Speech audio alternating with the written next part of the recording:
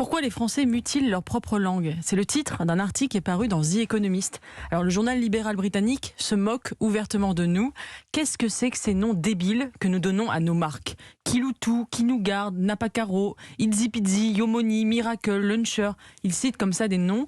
Un globi-boulga qui mélange finalement le baragouinage d'un enfant de 3 ans avec le sabir du marketing mondialisé. Jean-Pierre Robin, dans le Figaro, commentant cet article, parle d'un grand remplacement linguistique. Mais ce n'est pas le seul mal auquel est confrontée la langue française. Elle souffre aussi du wokisme. Un exemple récent que je vous donne. Le Haut Conseil à l'égalité entre les femmes et les hommes, un organe du gouvernement rattaché au ministère de l'Intérieur, a sorti un guide pour une communication publique sans stéréotype de sexe. Alors, il préconise l'usage de la langue inclusive à l'oral comme à l'écrit. Moi, je croyais que c'était interdit depuis Édouard Philippe, mais visiblement non. Il préconise donc l'injonction à utiliser le point médian quand c'est nécessaire, mais aussi, il recommande de dire plutôt que les étudiants, le monde étudiant, plutôt que de parler des hommes et des femmes, il faut dire les êtres humains, et plutôt que le père et la mère, les parents.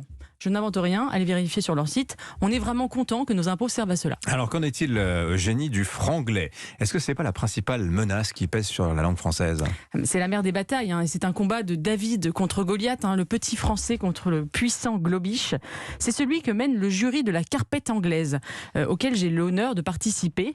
Chaque année, ce prix récompense une institution ou une personnalité qui s'est particulièrement compromise avec le franglais. Cette année, par exemple, la SNCF avait été nominée. Pourquoi? Parce qu'elle a appelé son application de réservation des trains SNCF Connect. Pourquoi? On ne sait pas, c'est pour les Français, mais bon, c'est par soumission, par chic, on a mis Connect.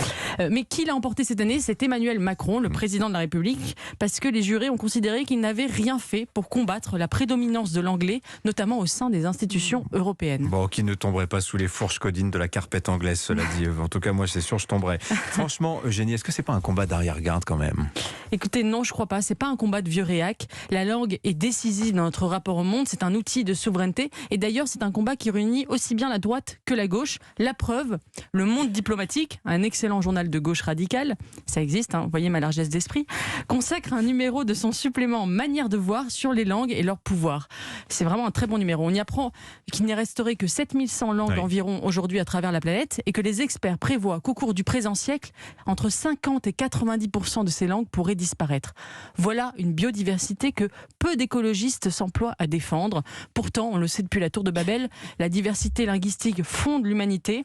Ce prodigieux patrimoine doit être préservé, sous peine de se retrouver dans un monde monochrome. Vous dites linguistique, vous. C'est marrant ça, mais vous avez sans doute raison. Moi, j'ai toujours dit linguistique, mais sans doute me trompais-je. Vous parlez anglais, en fait. Ah voilà, c'est ça. Linguistique, c'est ça? Linguistique. Merci beaucoup, Eugénie Bastier. Votre revue de presse hebdo des idées, c'est à retrouver évidemment sur europe1.fr, sur les réseaux sociaux également.